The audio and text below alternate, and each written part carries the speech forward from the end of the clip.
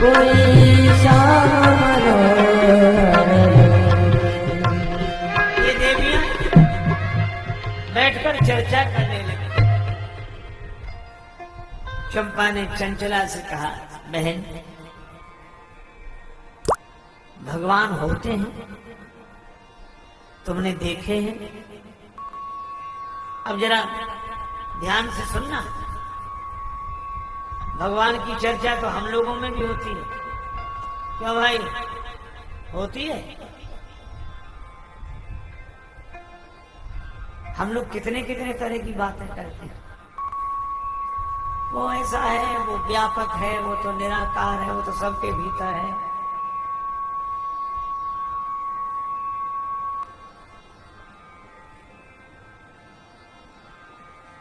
सगुण साकार है। हमें इतनी इतनी बड़ी बड़ी किताबें याद हैं भगवान के बारे में, यानी कितने तरह की हम चर्चा करते हैं, लेकिन बिना पढ़ी लिखी दो देवियों की बात सुनो। चंचला बोली, भगवान तो होते हैं, तो तुमने देखे? नहीं। कहाँ होते हैं? का साधुओं की झोली में होते हैं। साधु लोग सवेरे स्नान करके जिनकी आरती करते हैं वही तो भगवान होते हैं, कोई और थोड़े ही होते हैं।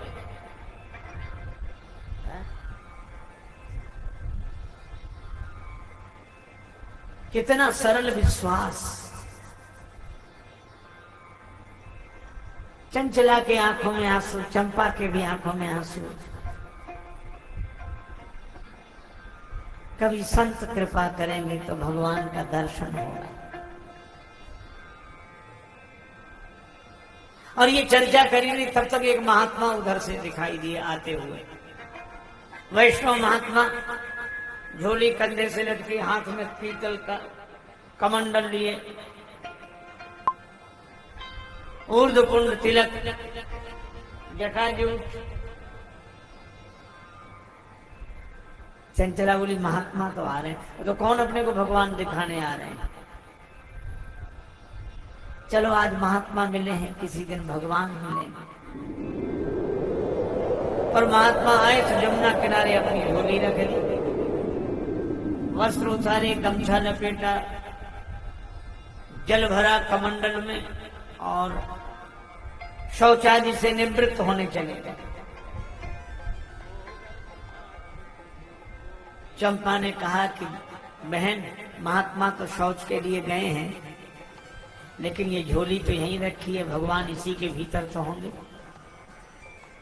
और कहीं महात्मा आ गए तो अरे अभी देर लगेगी उन्हें। अब मैं उधर देखती रहूंगी, जैसी दूर से आते दिखेंगे मैं तुरंत इशारा कर दूंगा। ठीक है। चंपा तो गई उधर देखने लगी। चंचला ने झोली खोली। अब साधु की झोली में क्या मिले? रामायण, गीता, तुलसी माला, गोपी चंदन, सब बिखेर दिया। भगवान न मिले। तब तक एक छोटा डिब्बा मिला, और डिब्बे का जो ढक्कन खोला, डटे दवा में लालजू रहे मंद मुस्कान। एक गुलाबी रेशमी रुमाल, उसमें लाल जी बैठे, लड्डू गोपाल ये बैठे।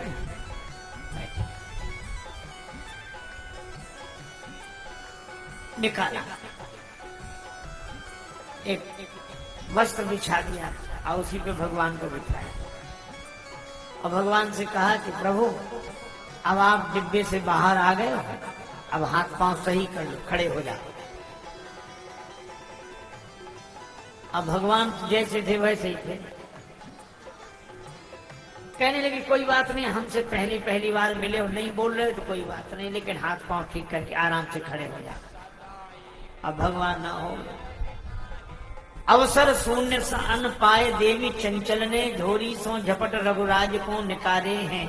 देख बाल रूप बिन मूल ही बिकाए, ही लाए बार बार अवधेश के दुलारे हैं।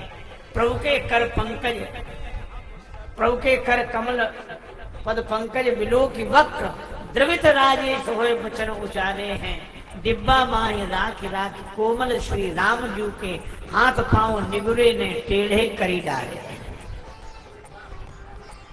ये डिब्बा में ही रखता है भगवान को।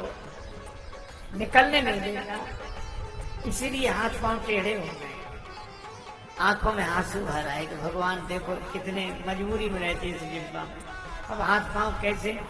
तो मक्खन था मटकी में, माखन लगा, हाथ पांव को सीधा करने की चेष्टा करने लगी। और भगवान ने जब इतना भाव देखा, भाववश्य भगवान आम भक्त पराधीन, माखन की मालिश करी जब होए भाव विभोर, तो हाथ पांव दो कर दे सूधे अवध किशोर। भगवान के कर कमल चरण बिल्कुल सीधे हो गए, भगवान खड़े हो गए। चंपा से चंचला ने कहा आजा भगवान मिल गए। चंचला दौड़ी दौड़ी आई, तो फूल तोड़ लिए, भगवान के चरणों में चढ़ा दिए। प्रभु मैं आपका दर्शन कर सकी, लेकिन अब मैं जल्दी जाऊं, महात्मा आते होंगे। गई और चंचला भी आंसू बहा रही, चंपा भी आंसू बहा रही, भगवान मिल गए। और चंपा जब तक गई तब तक दूर से महात्मा आते हुए दिखाई दिए। सो चंपा बोली बहन जल्दी कर महात्मा आ गए, महात्मा। तो चंचला ने वो भगवान को जो डिब्बे में बिठाया, तो पहले तो टेढ़े मेढ़े थे तो बन जाते थे, हो गए खड़े। अब डिब्बे का ढक्कन न लगे और सुलाएं तो डिब्बे में बने नहीं। तो चंचला बोली प्रभु अब आप जैसे डिब्बे में पहले बैठे थे वैसे बैठिए आप।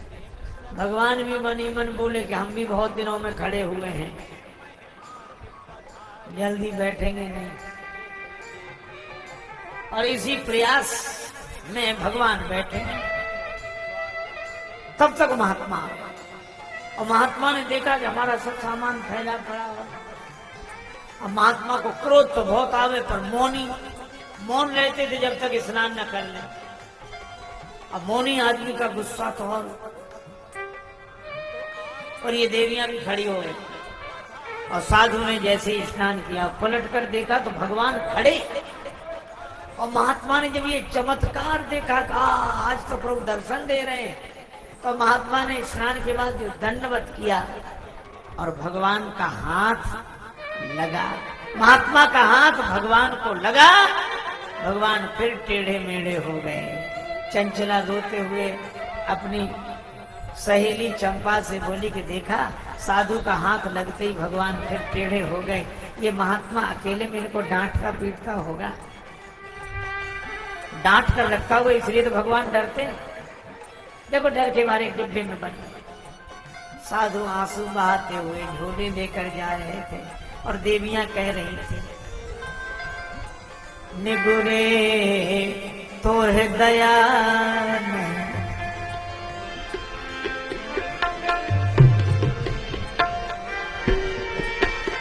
दया नहीं आई।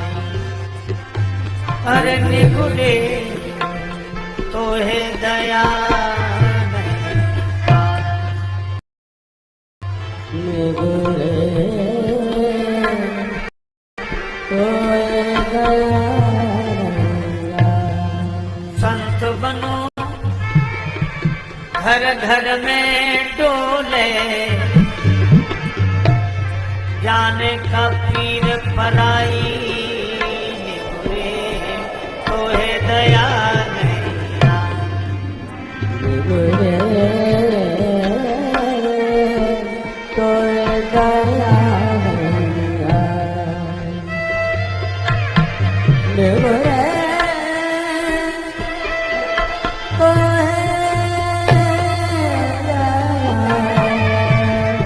तो है दया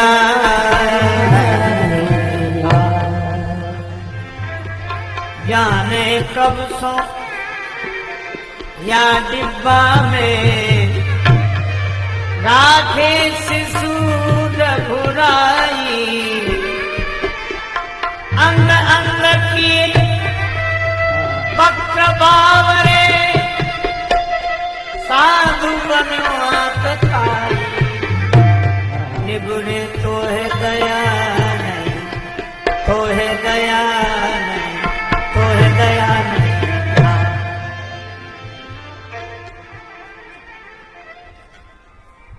दोनों देवियां आंसू बहाते अपने अपने घर को गई और महात्मा जा रहे थे और सोचते जा रहे थे।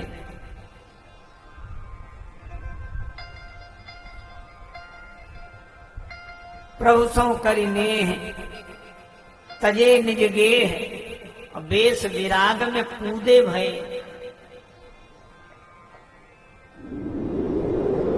प्यार समान कोमल कंठ में रूंधे भय। तीरथ मठ मंदिर में ध्यान धरे दृग मूंदे भय। अमर टेढ़े राम लला जो रहे अवला अनजान पे सूधे भय।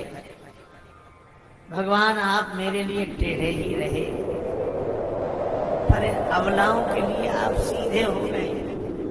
भगवान ने कहा संत दुखी मत हो, मेरा स्वभाव है कि मैं सरल के लिए सीधे के लिए बहुत सीधा बन जाता हूं पर टेढ़े के लिए टेढ़ा ही रहता हूं।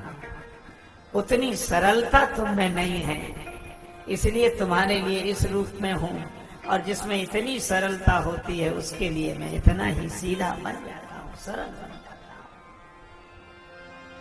इसलिए भगवान से नाता जोड़ना हो तो भगवान सरल के साथ नाता जोड़ा। क्यों? आज बहुत बुरा दिन है, आज कथा में मत जाओ। बादल गरज रहे, बिजली चमक रही, अंधे आदमी है, इतना भयंकर है, कहां जाओगे तुम? आज बुरा समय है, कथा मत जाओ। राम टहल पांडे बोले भाभी सो दिन दुर्दिन नहीं, सो दिन दुर्दिन नहीं, मेघ नभ में गहरावे और अदिन न इंद्र उपल बरसाकर वज्र गिरावे। सो दिन दुर्दिन नहीं, उदर को अन्न न पावे, प्रेमी संबंधी जन बिछुड़त जावे और दुर्दिन नहीं विनीत कोई, जेती विपति बखानिए पर श्रवणन परे न हरि कथा, सो दिन दुर्दिन जानिए। कहे हनुमंत विपति प्रभु सोई, जब तव सुमिरन भजन न होई। ऐसा कह के राम टहल पांडे ने अपनी लकड़ी हाथ में ली, बिना भोजन के पैदल पैदल चल दिए। बरसात हो रही है, रास्ता भी ऐसा लेके चले जा रहे। भगवान की कथा शुरू हो गई, जल्दी चलो, देर हो गई, चले जा रहे। अब अनुमान ही तो था नेत्रहीन इस भक्त का, तो 2 मील से कुछ पहले ही गांव समझकर नीचे उतर गए। नीचे उतर गए तो उधर जंगल, अब आगे बढ़ते जाए शायद अब गांव आए। दैव योग, कुआं था एक, उसके किनारे कोई घाट वगैरह ऐसे नहीं बना था जिसकी ओट होती, गड्ढा जैसा था, उसी में गिर गए। पानी नहीं था उस कुएं में, अंधा कुआं, कोई पानी नहीं, उसी में गिर गए। अब कुएं में गिर गए, आप पीड़ा जाए हुई कि कथा नहीं मिलेगी आज। पहली बार हृदय से प्रार्थना की, भगवान मात पिता बर बंधु लियो, दुख घोर दियो सब ही सुख छीनो। माता पिता आपने छीन लिए, मैंने शिकायत नहीं की, दुख मिला मैंने शिकायत नहीं की। बड़ा भाई चला गया, शिकायत नहीं की। एक बात और, ताहू पे तोष न देव तुम्हें, जग में अंधरों अखियां न सौंकी। नेत्रहीन बना दिया तो भी शिकायत नहीं की। और आज भी कह रहा हूं, जावे चले सुख भोग सवे, बर कूप में डार भले ही मोहि दीनो। आपने कुएं में भी गिरा दिया, इसकी भी शिकायत नहीं। फिर एक ही प्रार्थना है, क्या? दुख विनीत यही दृगहीन सो, छीन कथा को वृथा दिन लीनो। इस दृगहीन से, इस अंधे से कथा का दिन तूने छीन लिया। पर यह प्रार्थना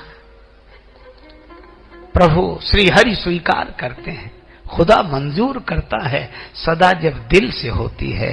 मगर मुश्किल तो ये है, बात ये मुश्किल से होती है। प्रेम ते प्रकट हो ही मैं जाना। भगवान प्रकट हुए और बोले, अरे राम टहल पांडे यहां कहां गिर गए? भैया तुम कौन हो? भगवान बोले मैं कथा में से ही आ रहा हूं। तो शुरू हो गई, इतना समय निकल गया। नहीं, आज व्यास जी का कुछ स्वास्थ्य खराब है, कथा देर से शुरू होगी, मैं वहीं से आ रहा हूं।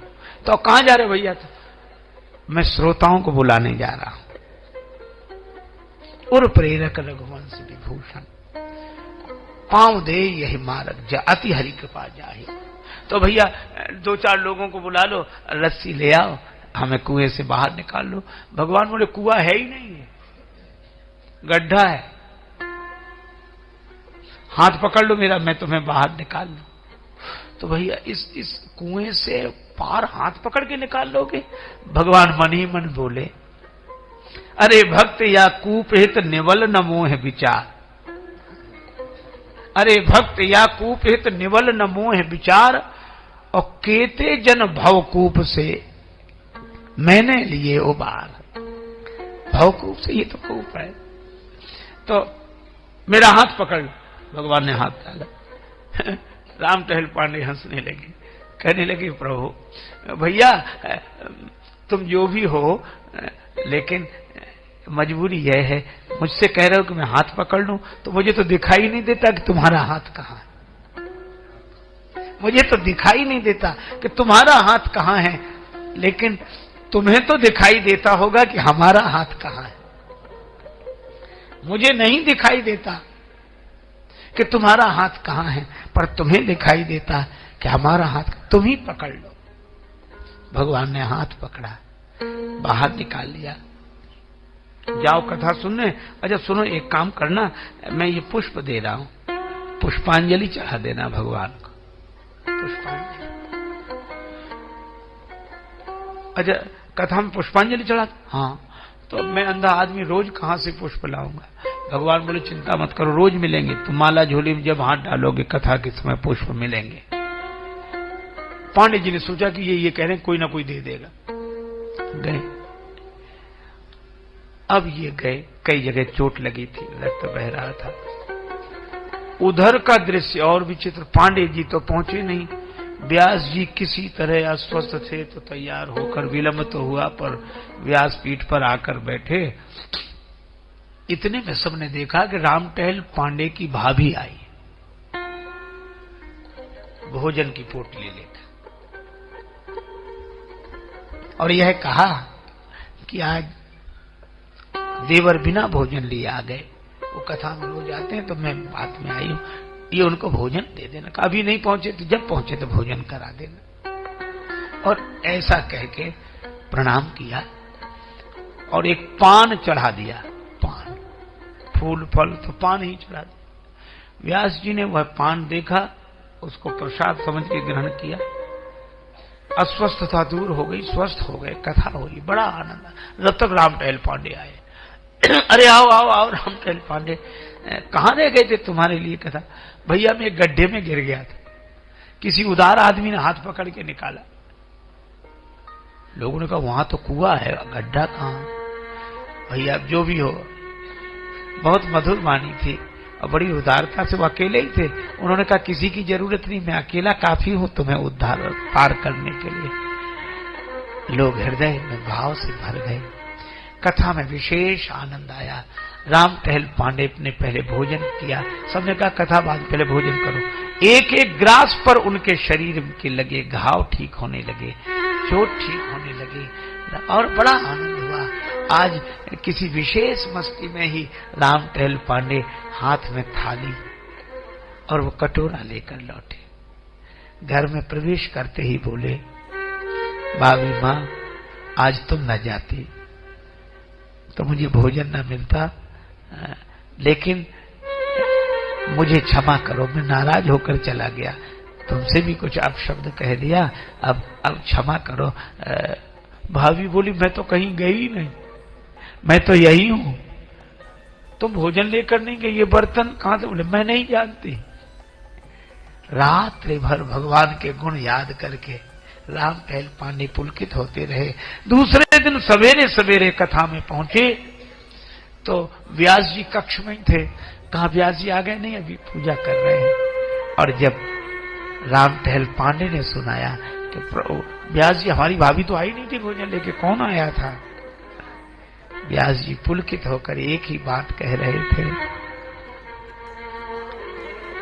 करुणा निधान, करुणा निधान दयावान प्रभु आप, विपत विदारवे को बाह बढ़ावत हो,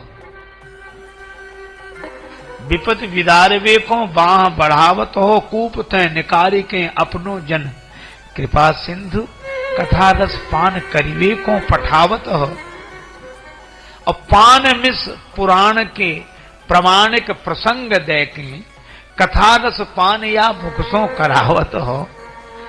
और अंत में व्यास जी रोते रोते मुस्कुराने लगे कि लेशहु लाज कमलेश जू न लागत तुम्हें, लेशहु लाज कमलेश जू न लागत तुम्हें, भक्त हित भाभी को भेष धरि आवत हो। भगवत कथा यह है जिसे सुनकर भगवान के दर्शन की इच्छा हो जाए श्रोता को, और वक्ता को भगवान की भक्ति की भावना जग जाए।